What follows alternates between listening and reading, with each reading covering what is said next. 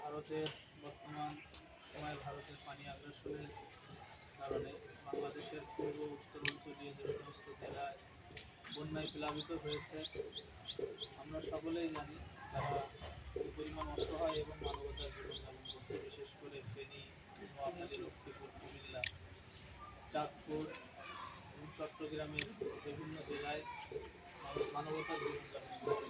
আলহামদুলিল্লাহ, ইতিমধ্যে আমরা দেখেছি বাংলাদেশের সর্বশ্রেণীর মানুষ কীভাবে তারা সহযোগিতার হাত বাড়িয়ে দিয়েছে মানুষের পাশে।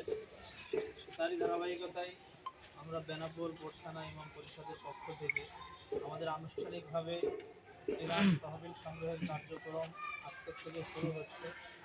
আলহামদুলিল্লাহ, আমাদের বেনাপোল পৌরসভা এবং বেনাপোল ইউনিয়ন এবং বাহাদুরপুর ইউনিয়ন এবং কোটখালী ইউনিয়ন আমাদের 3টা গাড়ি যাবে এবং ইমাম পরিষদের পক্ষ থেকে আপনাদের উদারত আহ্বান থাকবে যে আপনারা আপনাদের সাধ্য অনুযায়ী সর্বোত্তম চেষ্টা করবেন অসহায় মানুষের পাশে দাঁড়ানোর জন্য।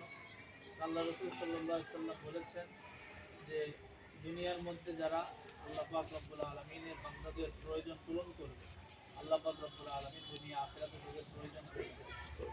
এই জন্য অসহায় মানুষের জায়গায় আমাদের নিজেদেরকে কল্পনা করি আজকে আমরাও ওই জায়গায় থাকতে পারতাম বা কালকে আমাদেরও এই পরিস্থিতি হবে না, এরকম নিশ্চয়তা নেই।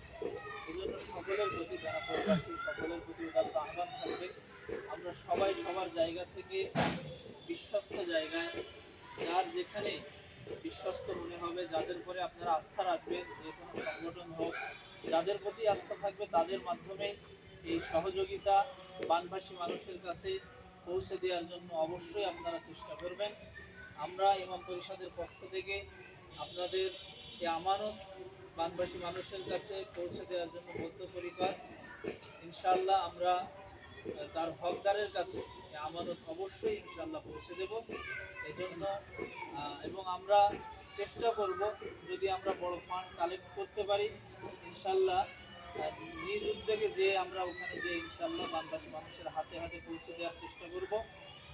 আমরা আপনারা জেনে খুশি হবেন যে আলহামদুলিল্লাহ আমাদের বেনাপোলের কওমি মাদ্রাসা যে সমস্ত উলামা ইকরাম আছেন, মাদ্রাসাগুলো আছেন, আমাদের আলোচনা হয়েছে সবার সাথে, সব উলামা ইকরামকে সম্মত হয়েছেন যে তারা তাদের ইনকামের একটা অংশ, একদিনের ইনকাম এই বানভাসী মানুষের জন্য তারা ইনশাআল্লাহ দান করবেন।